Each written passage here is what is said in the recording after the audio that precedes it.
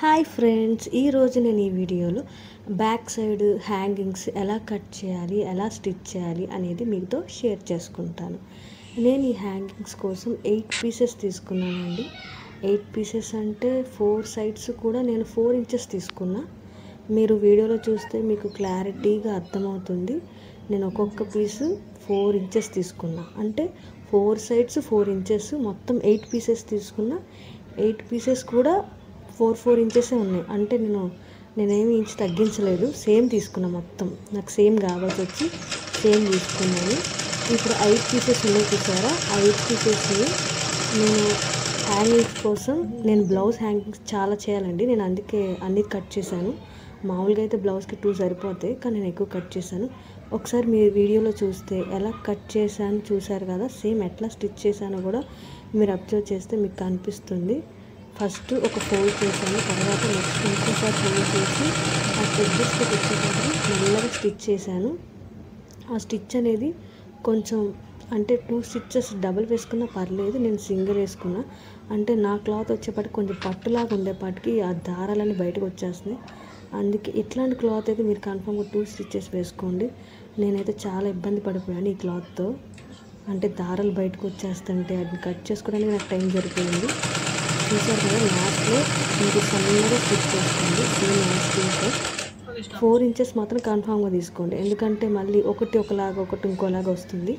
నేను 8 పీసెస్ తీసుకున్నాను కాబట్టి 8 పీసెస్ యాజ్ టీజ్గా ఎలా ఉన్నదో అలాగే మొత్తం స్టిచ్ చేసేస్తా. మీరు వీడియోలో చూస్తే మీకు కన్ఫామ్గా కనిపిస్తుంది, మీకు అర్థమవుతుంది.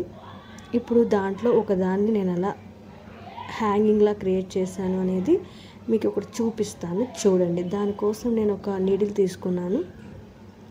నేను తీసుకున్నది అంటే నేను హ్యాంగింగ్స్ కోసం తీసుకున్న కలర్ పింక్ కాబట్టి నేను థ్రెడ్ కూడా పింక్ కలర్ తీసుకున్నానండి. మీరు కూడా మీరు ఏ కలర్ అయితే ఆ కలరే తీసుకోండి, అంటే వేరే కలర్ ఏదో ఇంట్లో ఉంది కదా అని చెప్పేసి వేరే కలర్ తీసుకోవద్దు. ఎందుకంటే మనం ఏదైనా తప్పుగా స్టిచ్ చేసినా సరే ఆ కలర్ వల్ల కనిపించకుండా పోతుంది కదా.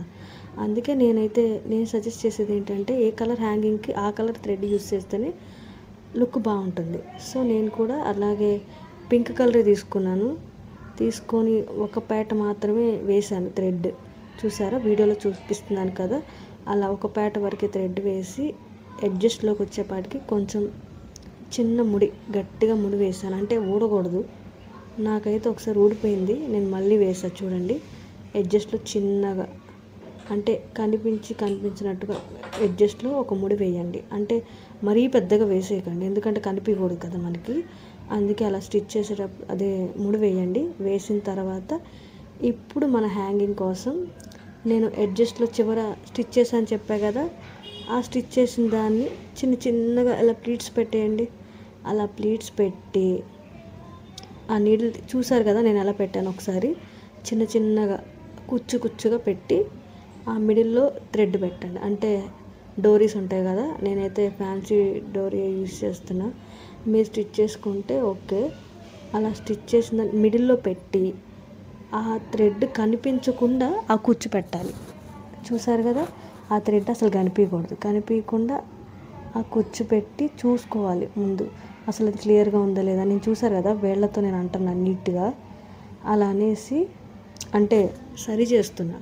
చూసారు కదా, అట్లా సరి చేసిన తర్వాత మీరు నీడిల్ తోటి కింద కుట్టండి.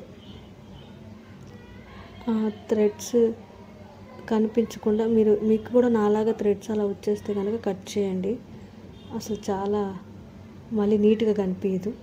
అలా 2-3 సార్లు కుట్టి చూసారుగా వీడియోలో ఎలా కుడుతున్నానో సేమ్ యాజ్ ఇట్ ఈస్గా మీరు కూడా అలాగే స్టిచ్ చేయండి.